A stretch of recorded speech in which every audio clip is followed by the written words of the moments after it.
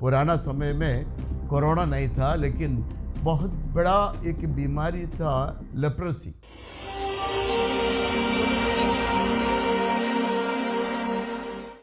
प्रभु यीशु मसीह के मीठे और पवित्र नाम से आप सबों को फिर से जय मसीह की। हमें और एक अच्छा अवसर मिला, फिर से हम एक दूसरे के साथ प्रभु का वचन को बांट सके। कोरोना के बीमारी की असर तो दिन ब दिन बढ़ते जा रहे, इसी में इस परिस्थिति में परमेश्वर हमें कैसे आशीष कर सकते हैं, इसके बारे में आज हम आपको बताने के लिए चाहते हैं। कोरोना वायरस की इस लॉकडाउन के बीच में हम परमेश्वर से कैसे आशीषित हो सकते हैं, वही आज की संदेश है। इसलिए बड़ी ध्यान से आप सुनेंगे और समझने की प्रयास करेंगे। और आप फिर से अगर मेरी आवाज़ नहीं समझ में आया या पूरा संदेश नहीं समझ में आया, फिर एक बार उसको सुन लीजिए, समझ लीजिए। और आज हम बहुत खास तौर से आपको बताने के लिए चाह रहे हैं कि आप आशीषित हो सकता है, आप आशीषित बनना है। और परमेश्वर की योजना आपके प्रति है कि आप एक आशीषित व्यक्ति बनकर परिवार के लिए, समाज के लिए, कलीसिया के लिए, प्रभु का महिमा के लिए एक आशीषित व्यक्ति बनना, ये प्रभु की चाहत है आपके प्रति, आपके बारे में। इसलिए कभी निराश नहीं होना है, कभी सोच करके व्याकुलता में नहीं पड़ना है। प्रभु आपको बड़े प्रेम से बुला के अलग किया। प्रभु के वचन में क्या कहता? तुमने मुझे नहीं चुना, मैंने तुम्हें चुना और नियुक्त किया है इस कार्य के लिए। इसलिए आप उस आशीष को पाना है। एक बार आपने 3 अमरूद का पेड़ को लगाया। अमरूद का पेड़ छोटा था, लगाने के बाद कुछ दिनों के बाद तो गर्मी का सीजन आया और 2 तो थोड़ा सा हरा हरा दिखाई पड़ा, लेकिन तीसरा वाला लगता है कि सूख गया। और बाकी लोगों ने देख करके बताया, सर ये तो सूख गया। लेकिन मैंने कहा कि ठीक है, कोई बात नहीं, उसको तोड़ना नहीं, उसको वहाँ का वैसे रहने दो, उसको नाश नहीं करना, नष्ट नहीं करना, उसी जगह में उसको रहने दो। और कुछ महीने के बाद बारिश हुई, बारिश हो गया तो जो पहले वाला था वो तो मामूली तरीके से बढ़ रहा था, लेकिन जो जिस पेड़ को देख रहा था कि वो सूख गया, जिसको लोगों ने समझा सूख गया, और वो पेड़ और जो सूखा हुआ उधर से अलग हो करके एक अलग ब्रांच के रूप में वो तो ऊपर आ गया। कुछ दिनों के अंदर में वो जो पहले वाला जो 2 पेड़ था, उससे बढ़ करके ये पेड़ और मजबूती के साथ आगे बढ़ते देखने पाए। तो फिर मैंने उसके बारे में सोच रहा था, ये क्यों? और मालूम है, और बाकी जो ऊपर आ करके उस रूप में करके तो जिस तरह से बढ़ना चाहिए था ठीक तरह से वो बढ़ नहीं पाया। लेकिन जो सूखा जैसा लगा वो क्या हो गया, ऊपर का वो तो सूख गया, लेकिन उसका जड़ और मजबूती के साथ मिट्टी के अंदर में मजबूती को पाया। उस मजबूती में अगले सीजन जब आया, अगले बारिश की पानी मिल गई, वो ऊपर आया बहुत मजबूती के साथ। इसलिए प्रिय, हम ये पूछना चाहते हैं, कोरोना में हम लोग तो बैठे हैं ना, अंदर बैठे हैं, और इन दिनों में आपने क्या किया? क्या आपका जड़ मजबूत हो रहे? आपका सोच में बदलाव आ रहे? और आप इस दिनों में क्या चीज़ को सीखा, क्या चीज़ को समझा? एक तरह से बोला जाए तो लॉकडाउन तो धीरे धीरे से कम होते नज़र आ रहा है, और ज़्यादा से ज़्यादा फ्रीडम आपको मिल रहा है, जो बाहर निकलने का, जाने का, आने का। लेकिन इस 40-45 दिन जो आप अंदर रह करके आपने क्या सीखा? और इसलिए मैं आपको कुछ बातों को बड़ी ध्यान से देखने के लिए चाहते हैं कि इन दिनों के द्वारा आपने क्या नया आइडिया बनाया, क्या नया सोच को आपके अंदर में उल्पन किया, क्या चीज़ आपने अपने जीवन को और इम्प्रूव करने के लिए और आगे ले जाने के लिए आपने योजना बनाया। बहुत सारे लोग जो पहली बार होंगे शादी करने के बाद भी बीवी के साथ, बच्चों के साथ इतनी समय बिताया हो। बहुत सारे लोग हनीमून के समय बिताने के बाद अपने अपने व्यस्तता में हो गए, और कभी जाना या रेगुलर वर्क में था। अभी तो बहुत सारी समय जो अंदर में परिवार के साथ रहने का समय मेरे समझ में जो परिवार में बच्चे और पत्नी के साथ बैठ के तो सबसे ज़्यादा एक पति को क्या सीखने को मिलता मालूम? पेशेंस, क्षमा, है ना, धीरज रखने का। क्योंकि पहले तो आप छोटा मोटा बातों के लिए तो डांट देते थे और इसके बाद आप चले जाते थे उस तरह से, लेकिन आप इधर पूरा दिन और रात घर में है तो हर समय तो डांटते नहीं रह सकता है। तो आपने क्या करें, बहुत सारी चीज़ों को अपने बर्दाश्त करने के लिए सीखा होगा, इसलिए धीरज आपके अंदर में बहुत ही अच्छा से आया होगा। और इसलिए और मैं तो आपको एक सुझाव दूंगा कि आप एक कागज़ और कलम लेकर के और बैठ कर लिखने की कोशिश करें। ये लॉकडाउन के समय में मैंने अपने जीवन में क्या क्या चीज़ों को सीखा, क्या क्या चीज़ों को मैंने किया और आगे हम क्या क्या चीज़ों को कर सकते हैं। और भी मैंने मेरे सोच में या मेरे समझ में आपने और भी एक चीज़ को देखा होगा, कम से कम खर्च में आप कैसे परिवार को चला सकते हैं। बहुत सारे लोग हैं जितनी कमाते हैं उतनी पैसा उड़ा देते हैं और उसके बाद जब ऐसी वक्त आ जाते हैं ज़रूरत पड़ने पर कुछ भी नहीं रहता, खाली, और हम जिंदगी भर वो गीत गाते रहते, हम गरीब है, हम गरीब है। लेकिन इन दिनों में आप कम पैसे के अंदर में अपना परिवार को मैनेज करने के लिए आपने सीखा।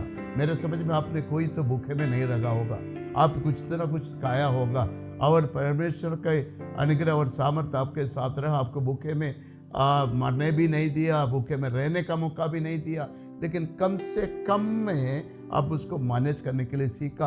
अगर ये सिस्टम अगर आगे के लिए अगर प्रैक्टिस करें तो मेरे समझ में आपका पारिवारिक जीवन और भी आनंदमय होगा। और कैसी ज़रूरत पड़े तो आपके पास दो पैसा इमरजेंसी के लिए आपके पास देखेंगे तो चाहेंगे तो कुछ पैसा आपके पास बैलेंस होगा, क्योंकि आपने इन दिनों वो बातों को समझ के कम पैसे में कैसे चीज़ों को मैनेज कर सकता, बहुत बहुत इम्पोर्टेंट है। और जो कुछ भी हम कमाएं उसको उड़ाते रहें। इसके बाद अगर हम बोलते रहे कि हम गरीब है, बोलते रहने से नहीं, परमेश्वर ने हमें बुद्धि दिया है, समझ दिया है, इसलिए हर चीज़ को समझदारी से करके जाएं तो जरूर प्रभु हमें आशीष करेगा।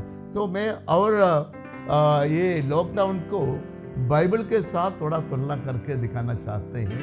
और पुराना समय में कोरोना नहीं था, लेकिन बहुत बड़ा एक बीमारी था, लेप्रोसी, कोढ़ की बीमारी। और ये बीमारी जब हम लोगों के अंदर में आता है तो लोग बहुत भयभीत होते थे।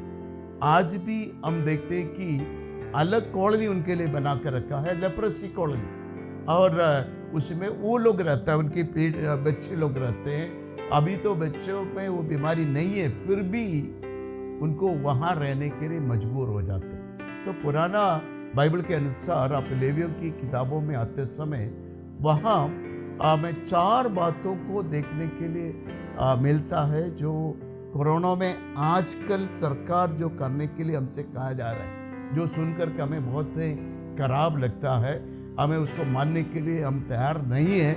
लेकिन याद रखना परमेश्वर का वचन में उसके बारे में क्या लिखा है।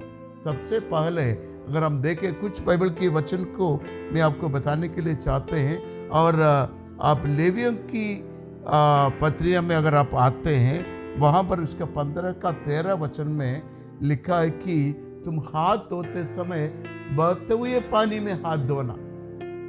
बताया जाता है 1776 तक डॉक्टर लोग भी जो इस तरह से एक बर्तन में पानी रखता था, उसमें साबुन वगैरह डाल कर रखता था, सब लोग जाके उसमें हाथ धोते थे और वो प्रैक्टिस था। एक दिन उसी डॉक्टर में से और एक साइंटिस्ट ने ये बाइबल पढ़ के आते समय उसने देखा, और इस कीटाणु से बचने के लिए हमें क्या करना पड़ेगा, और बहते हुए पानी में हाथ को धोना है। और तब से लेकर के पूरा दुनिया में ये नियम को देख सकते हैं। अभी कोरोना में भी आपको दिखाते हैं कि आप ऐसी तरह से हाथ पानी जो आ रहे उस डालने वाले पानी के नीचे या टाप में या चापाकल के नीचे में जो भी वो पानी जो फोर्सली गिरता है, वहाँ रख करके हाथ को बढ़िया से धोना करके। तो बाइबल में क्या लिखा, कोड़ियों के लिए परमेश्वर का वचन में लिखा था कि उस समय वो कीटाणु दूसरे के शरीर तक ना पहुँचे, इसके लिए बहते हुए पानी में हाथ को धोना, ये करके रखते हैं। दूसरी बातें हम वहाँ पर देखते हैं, उसका 13वां अध्याय उसका 45वां वचन में लिखा है, होठों को ढांपते हुए अशुद्ध और अशुद्ध पुकारते रहना। और उनको कोढ़ी लोगों के लिए नियम ये था, अपने मुंह को ढांक देना, उसके बाद अशुद्ध अशुद्ध अशुद्ध बोलते रहना। इसका मतलब आप जो दूसरी लोग इस बातों को सुन करके कुछ दूरी बना करके रखें। इसलिए वही तो आजकल बताया जाता है, मास्क पहनो और सोशल डिस्टेंस रखो।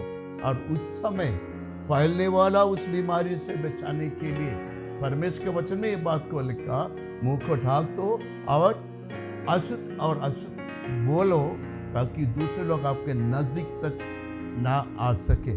तीसरी बातें हम देखते हैं, लेवियों की किताब उसकी 13 का 46 में लिखा है, और इसलिए वह अकेले रहा करो और उनको और अपने घर से बाहर में रखा करता था।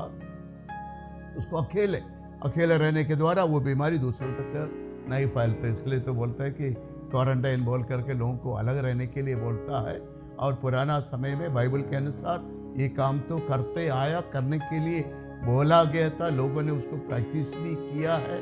इसलिए और क्वारंडा करके जो ग्रीक भाषा से क्वारंटाइन शब्द बना है, इसका मतलब तो बोलता है कि 40 दिन, और बोलता है कि उस अशुद्धता से शुद्ध में आने के लिए 40 दिन कम से कम अलग रहने के लिए। उसके बाद तो बोलते हैं कि अगला 7 दिन और ये करके शुद्धता करके अलग से रहने के लिए।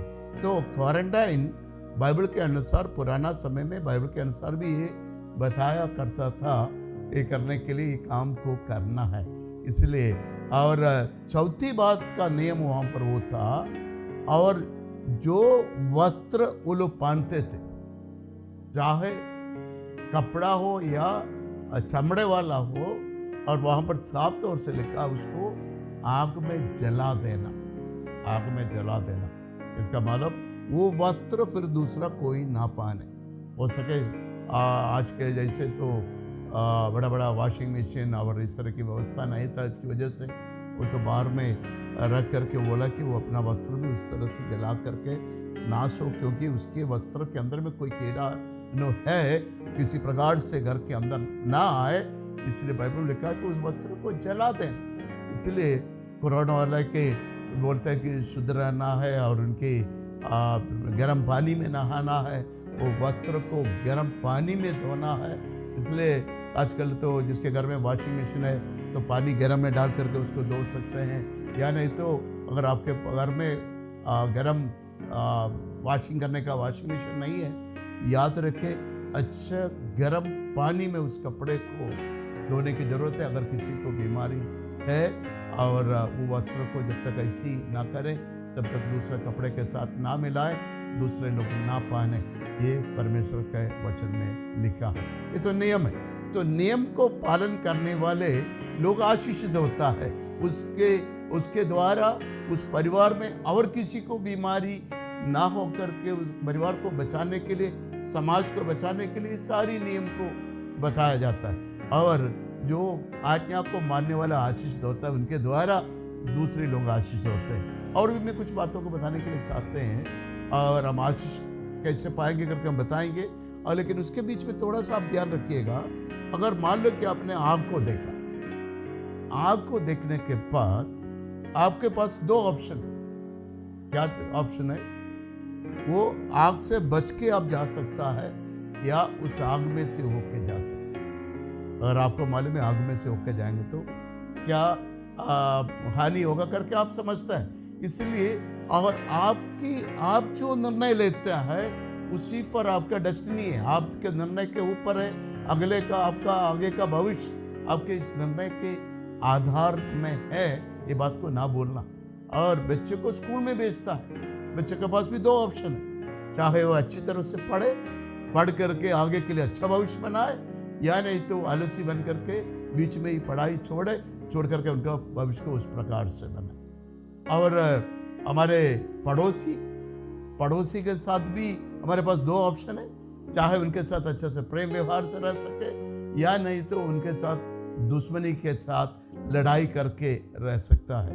बाइबल में लिखा, नीति वचन उसके 27 का 10 में इस प्रकार से लिखा है, और प्रेम करने वाला पड़ोसी दूर रहने वाला भाई से उत्तम है। फिर से सुनिएगा, प्रेम करने वाला पड़ोसी दूर रहने वाला भाई से उत्तम है। इसका मतलब दूर के रिश्तेदारियों से हमारा पड़ोस में रहने वाला पड़ोसी उत्तम है।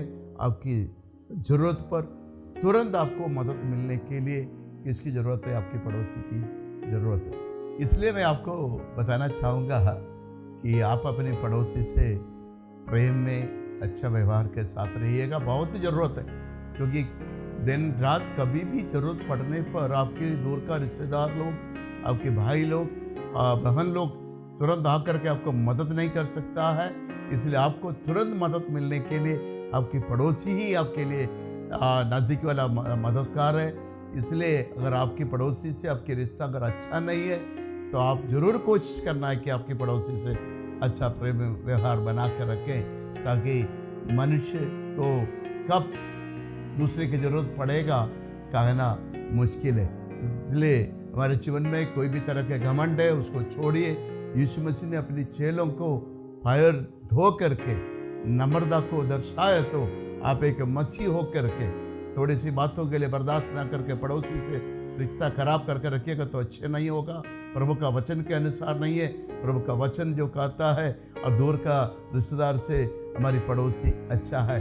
इसलिए इन दिनों में हमारे गवाही को बना के रखने की ज़रूरत है। इसलिए कोरोना में भले ही नियम को पालन करना थोड़ा सा कठिन लगता हो, फिर भी आप समझना है कि नियमों को पालन करने से अच्छा है। अभी चलने फिरने का आपका फ्रीडम मिल रहा है, फिर भी थोड़ा मास्क वगैरह पहनने की कोशिश करिए और थोड़ा सा दूरी बना कर रखने की कोशिश करें, और आप पार्टी उटी करने की कोशिश ना करें। और दूसरे लोग कर रहे तो हम क्यों नहीं कर सकता है, ये सवाल करके ना निकले, परंतु आप सावधान रहें। और लेवियों की किताब में परमेश्वर ने आज से कोड़ियों के लिए जो नियम बना कर रखा है, और उसके द्वारा और इस्राएल लोगों में उस बीमारी को फैलने से उनको बचा कर रखा है।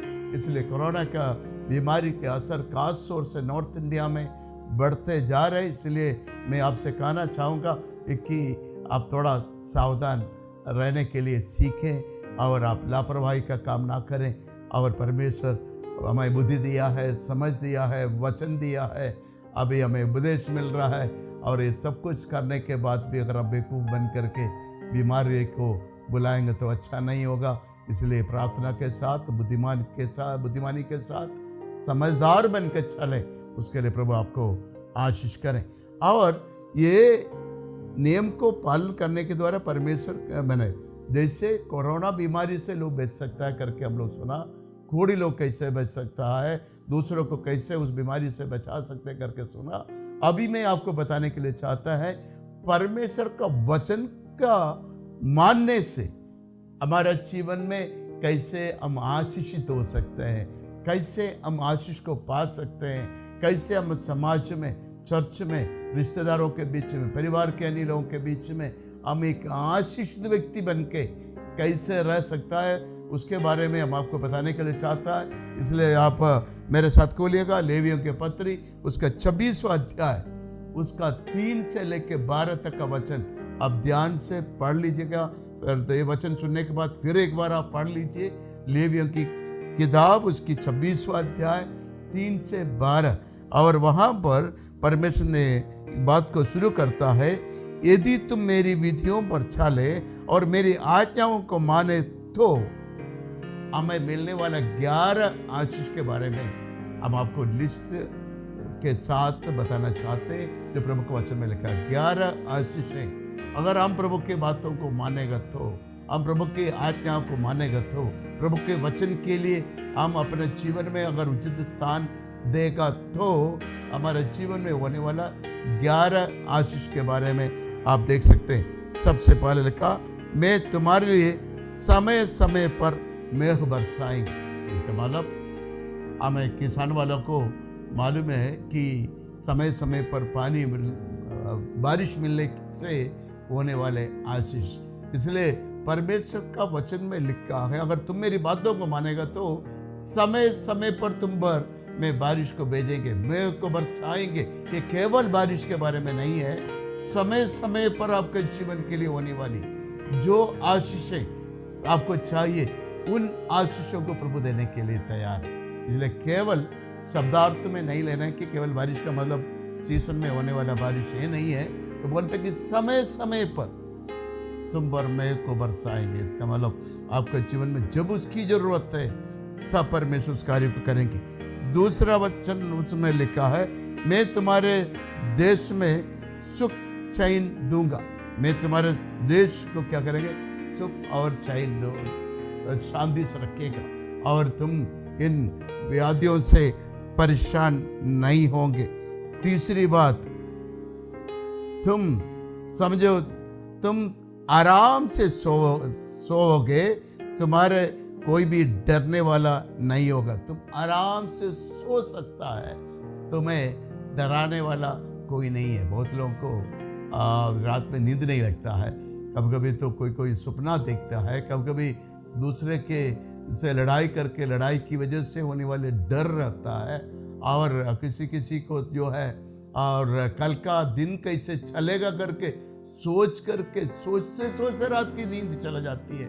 तो परमेश्वर कहता है, अगर तुम मेरी बातों को मानेगा तो तुम आराम से सो सकता है, आराम से सो सकता है। और चौथी बात परमेश्वर कहता है, तुम्हारा देश में निश्चिंत बसने पाओगे, या तुम निश्चिंत होकर के, शांति से, इंग्लिश में लिखा है पीस इन योर लैंड, शांति रहेगा तुम्हारे देश में, तुम्हारे राज्य में, जहाँ तुम है, तुम्हारे गांव में जहाँ है। अगर तुम मेरी बातों को मानेगा तो वहाँ शांति रहेगा।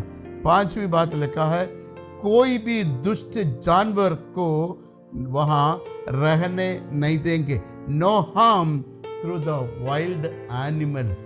कोई आजकल तो बहुत सारी जंगली जानवरों का करके आप तो बहुत सारी बातों को सुनता है। और केरला में अभी तो आपने टीवी में देखा होगा कि वहाँ तो जंगली जानवर से लेकर के काफ़ी परेशान थे, पूरा पुलिस का सेना को लगाना पड़ा और बहुत ही परेशान थे। तो यहाँ परमेश्वर का वचन में लिखा है, मैं दुष्ट जानवरों को या तुम्हें हानि करने वाले जानवरों को तुम्हारे बीच में नहीं बेचेंगे। और प्रियो याद रखना, आज अभी तो आने वाले समय में बरसात का सीजन आता है, कभी तो विष वाला सांप की वजह से कई लोग मरते हैं, लेकिन परमेश्वर कहता है, अगर तुम मेरी बात मानेगा, कोई भी सांप तुम्हारे घर के निकट नहीं आएगा, कोई दुष्ट जानवर तुम्हारे पास नहीं आएगा, और तुम्हारे सोने में कोई भी तरह की परेशानी नहीं होगी। छठी बात लिखा है, तलवार तुम्हारे देश में ना चलेगा। तलवार का मतलब जिस जगह में तुम रहते वहाँ तलवार का या लड़ाई या बंदूक की बातें नहीं सुनेगा, क्योंकि परमेश्वर बोलता है, पूरी जगह को लिए मैं शांति दूंगा। सातवां वचन लिखा है, तुम्हारे दुश्मन तुम तक नहीं आएगा। तुम्हारे दुश्मन तुम तक नहीं आएगा। और कोई जरा विरोधी या हो सके पाले वाला लड़ाई, पाले वाला दुश्मनी कहीं किसके साथ चलता हो, परमेश्वर कहता है, अगर तुम मुझ पर भरोसा करोगे, मेरे वचन का आदर करोगे, मेरे वचन को तुम्हारे दिल में रखोगे, मेरे ऊपर भरोसा रखेगा, तो वो दुश्मन तुम्हारे पास तक नहीं आएगा। तुम्हारी पुराना दुश्मनी को क्या करेगा? परमेश्वर अपने आप मिटा देगा। उसके दिल से वो गुस्सा, उसका बदला लेने वाला जो सोच उसके अंदर है, उसको परमेश्वर धीरे से निकाल देगा। आपका जाकर कहने से नहीं मानेगा, वो आपका प्रयास करने से खत्म नहीं होगा, लेकिन परमेश्वर कहता है, मैं तुम्हारे लिए वो काम को करेगा। इसलिए मुझे सुनने वाला कोई भी अगर पुराना किसी भी तरह से किसी के साथ दुश्मनी हुआ हो, कोई भी तरह की ऐसी समस्या है और बीच बीच में आपके दिमाग में वो बात आते रहता हो, लेकिन आज वचन सुनने के बाद प्रभु को कहना, प्रभु आप मुझे देने वाला आशीष में से एक है, मेरा दुश्मन में मेरा हानि नहीं कर पाएगा। इसलिए वो भी आपके लिए रखा हुआ आशीष है। 8वां, मैं तुम्हारे ओर कृपा दृष्टि रखूंगा। मैं परमेश्वर तुम्हारी ओर कृपा दृष्टि रखेगा। मैं उसको पढ़ते समय मैंने प्रभु से कहा, प्रभु आपका कृपा दृष्टि उस पर बने रहे। प्रिय, याद रखना, अगर प्रभु का वचन को मानेगा तो परमेश्वर क्या कहता है, मैं अपनी कृपा दृष्टि तुम पर रखेगा। और प्रभु का कृपा दृष्टि हमारे ऊपर है तो हमारे हानि करने वाला कौन है? परमेश्वर का महिमा हो। 9वां आशीष प्रभु देता है, तुम तो फलवंत, मैं तुमको फलवंत करूंगा और बढ़ाऊंगा। और परमेश्वर कहता, मैं तुम्हें क्या करेंगे? फलवंत बनाएंगे, तुम्हें बढ़ाएंगे। तुम्हारे घर में और बच्चे की कमी नहीं होगा, संतान की कमी नहीं होगा, तुम्हारे घर में आशीष की कमी नहीं होगा। अगर आपके पिछले दिन हफ्ते में मैंने कहा, शादी करने के बाद 12 साल के लिए मैं तक बच्चे नहीं हो रहा था, प्रार्थना किया तो प्रभु ने उनको बच्चे दिए। तो परमेश्वर का आशीष है। परमेश्वर बोलता है, मैं तुम्हें संतान दूंगा।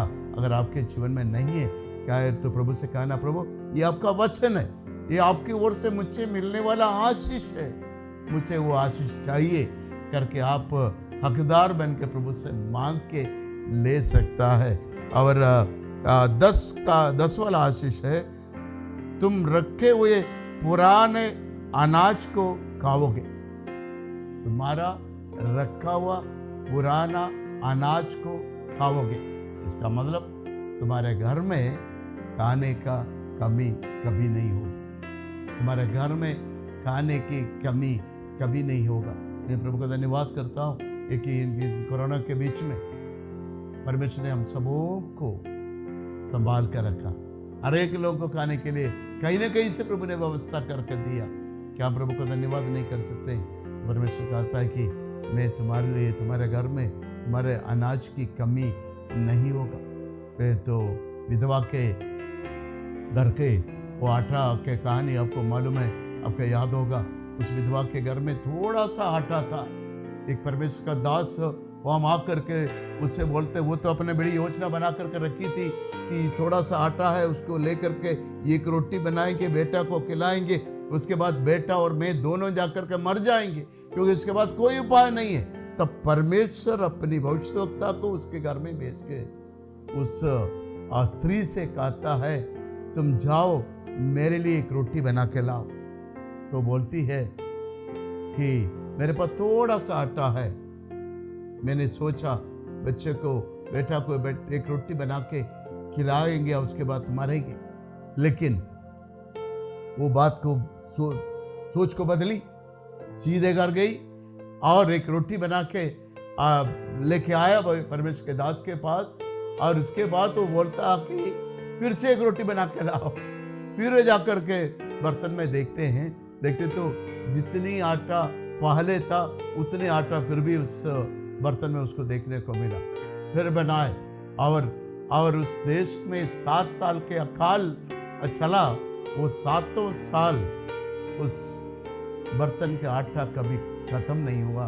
पूरा अकाल का समय परमेश्वर उनको अच्छी तरह से रखा करके प्रभु के वचन में लिखा। इसलिए प्रिय, मैं आपको बताने के लिए चाहते हैं, परमेश्वर कहता है कि तुम्हारा पुराना अनाज को तुम खाओगे। तुम्हारे घर में भोजन की कमी कभी नहीं होगा। ये प्रभु का वचन। वो कई बार सोच सकते हैं आपके लिए कल के लिए कहाँ से आ सकता है। प्रभु का सेवा करने वाले प्रभु के दास लोग, आपके जीवन में कितनी बड़ी अनुभव होंगे। इस प्रकार से अपने बच्चों के साथ उसको बोलिए और विश्वासी लोग एक दूसरे को बोलिए, एक दूसरे को एनकरेज करें, एक दूसरे के लिए गवाही बोले कि परमेश्वर आपके लिए कैसे आशीष दिया है, कैसे आशीष दिया। इसलिए परमेश्वर वचन में लिखा है, अगर घर को परमेश्वर ना बनाए हमारा परिश्रम व्यर्थ है। इसलिए परमेश्वर के साथ मिलकर उन आशीषों को पाते हुए आगे बढ़ते जाएं। और 11वां आशीष, मैं तुम्हारे बीच में अपना निवास स्थान बनाए रखूंगा। मैं तुम्हारे बीच में अपने निवास स्थान बना के रखूंगा। कितनी बड़ी बात है। परमेश्वर कहता है, मैं भी तुम्हारे घर का सदस्य बनकर तुम्हारे साथ वास करेगा, तुम्हारे साथ रहेगा। जक्कई की कहानी आपको मालूम होगा बाइबल से। और यीशु मसीह ने उसको बोलता है, वो पेड़ से पकड़ करके ऊपर से देख करके चला जाना चाह रहा था। परमेश्वर ने कहा कि जके तुम उतर आओ और आज मैं तुम्हारे घर में तुम्हारे साथ खाना खाएंगे। और उसने बड़ी आनंद के साथ उसको लेके गए और उस घर में उनके लिए भोजन खिलाया। भोजन खिलाने के पहले कुछ बातचीत होती है वहाँ। क्या बातचीत होती है? प्रभु, जो मैंने गलती से किसी से भी जो कुछ भी लिया उसको 4 गुना उसको वापस कर दूंगा, और जो मेरे संपत्ति का आधा बेचकर उसको कंगालों के बीच में बांट देगा। जितनी तरह से लूट के कमाने के लालच रखने वाला आदमी अभी तो कह रहे कि मैं ये सब कुछ छोड़ दूंगा, क्योंकि असली चीज जब मिल गए तो नकली चीजों को त्यागने की इच्छा।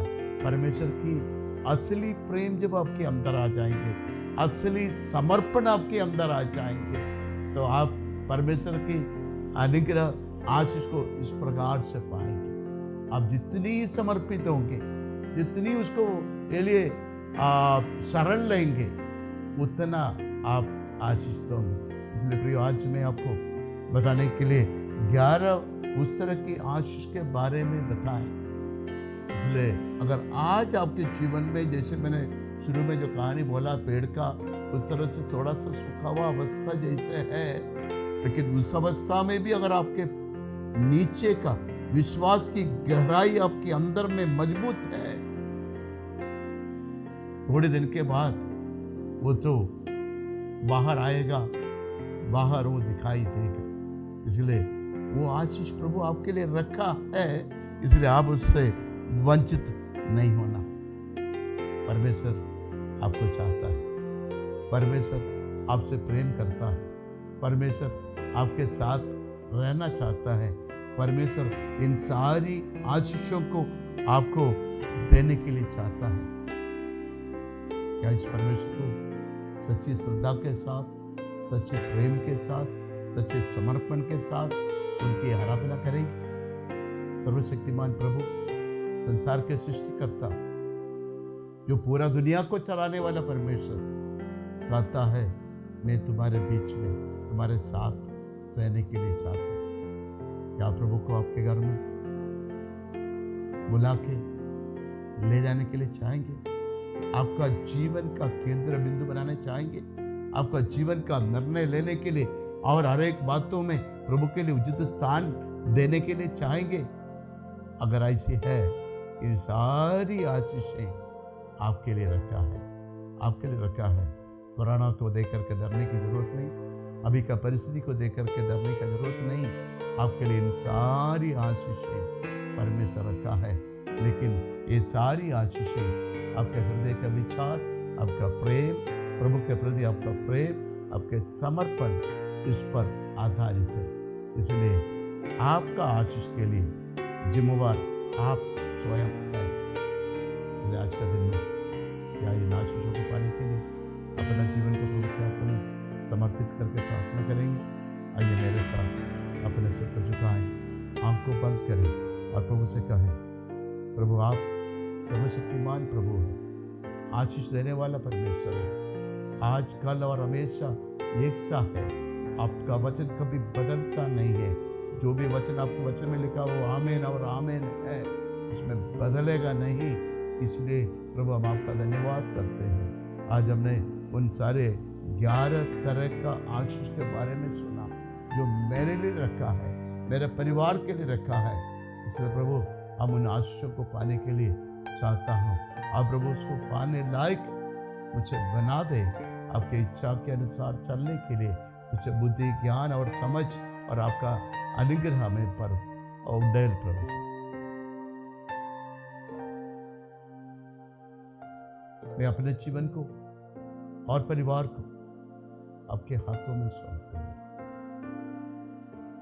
पूरा लोगों को आपके हाथों में सौंपता हूँ। हमें एक साथ आशीष करें, धन्यवादित होकर, आशीषित होकर बढ़ते जाने के लिए कृपा करें, ताकि हमारे जीवन के द्वारा दूसरे लोग भी आशीषित हो सके।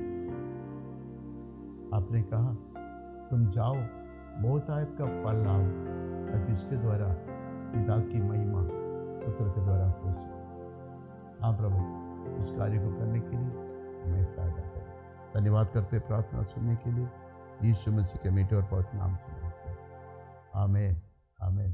प्रभु आप सबों को आशीष करें। धन्यवाद।